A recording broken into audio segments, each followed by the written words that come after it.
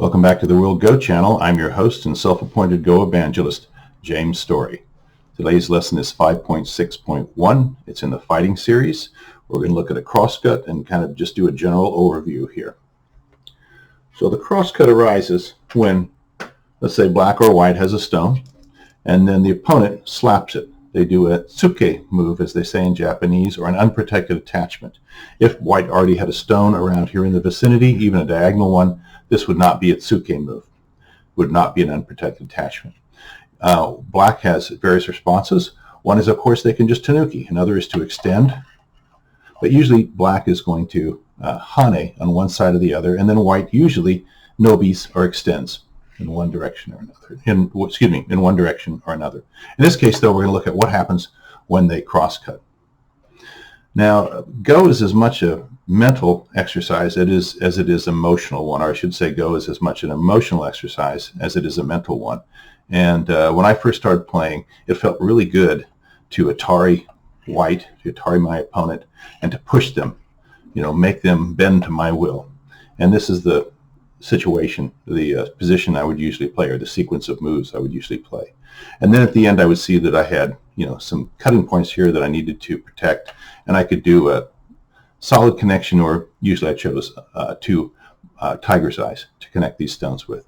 White then usually came back and played something like this. All right, so this is not a bad position for black, but this is a pretty good position for white.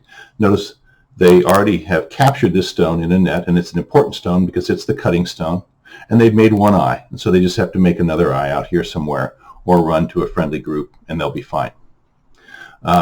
Another possibility, though, and a better one, is that when white plays a tsuke move and black hanes and white crosscuts, is just to extend with one of your weaker stones.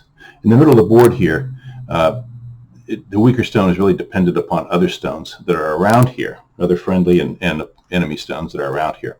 But on the edge of the board, you usually extend with the one that's closer to the edge of the board. All right, and then white can do various things. They can Atari, they can just extend out also, something like that. Notice that in this case, black can grab this stone in a ladder, if the ladder works for them. All right, so we're going to come back to this position in a moment, or these sequences of moves. But first I want to look at these two positions here. Notice that in here, we kind of played out the Atari, and then protect the cut sequence of moves, and white ends up with a strong group. It has captured this cutting stone, it's made an eye, and it'll probably make another eye out here somewhere. In this position, black played the extension, all right, and then white Atari'd, black came out, and then white came down to try to make eyes, and then black peeped here, white connected, and then black extended, white played here, and then black extended, and then white came here. In both positions, it's black's move. But on this side of the board, white already has an eye, and will probably make another eye fairly easily. In this side of the board, white doesn't have an eye yet, and they have this string of stones that don't have great hopes to make an eye. If it was white's turn, they could play this and probably end up with an eye here, but it's not, it's black's, and they may come down here and threaten to make that so it doesn't have an eye. If white goes here, black goes here. If white comes down trying to make an eye, black can play either of these 2 points to turn this eye into a false eye, and they would just wait for white to play one, and then they would play the other.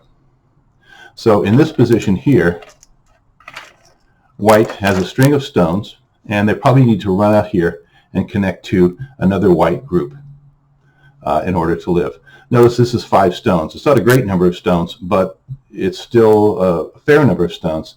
And if it gets captured by black, then it's going to be a big win, a big victory in that battle for black. So here white has a strong group, already has an eye, able to make another eye quite easily. And here white has a weak group that needs to run out and connect to another white group in order to live. So this is what's called a heavy burden.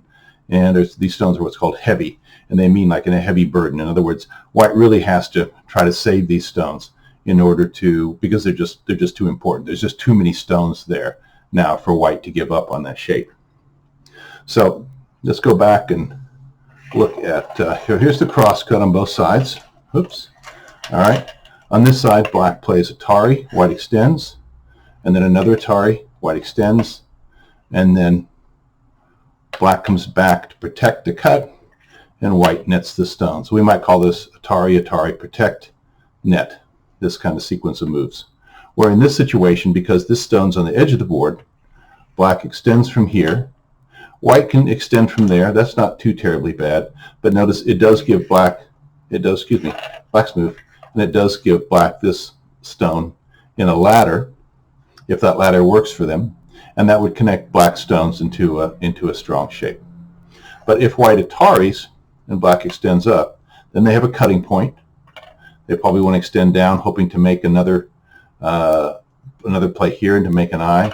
Black would play there. White is going to extend out. Now if black cuts, white's happy to try to capture these stones.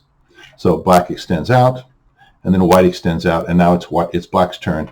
And so they come down here and create this heavy group for white.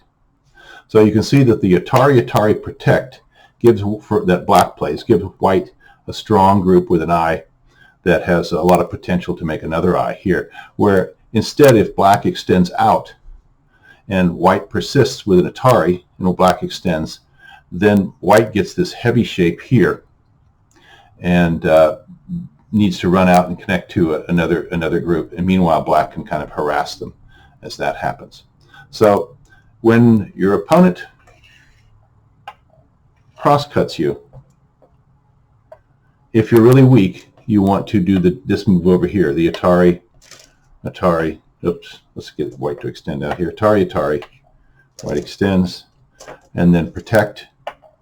But if you're not weak, it's better just to extend with one of these stones.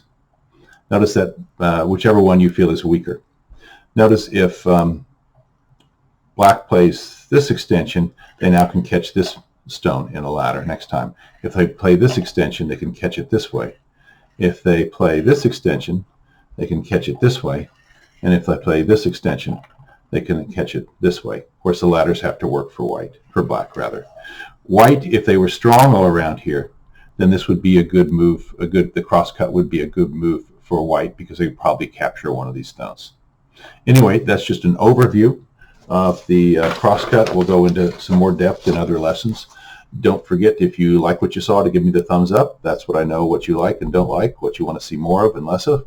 Please subscribe, and you can give us feedback at the WorldGo channel at gmail.com.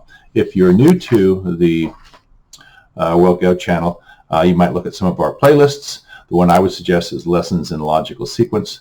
Some lessons are dependent upon previous lessons, so this is a good sequence to go through the lessons. We also have Life and Death of Small Groups, Joseki, which is standard patterns in the corner or on the sides, and then Fighting Common Basic Shapes. You can also go into the videos and sort them in chronological sequence to find out which ones you may have missed from previous lessons. Once again, thanks for watching the WorldGo channel. We'll see you next time. Goodbye.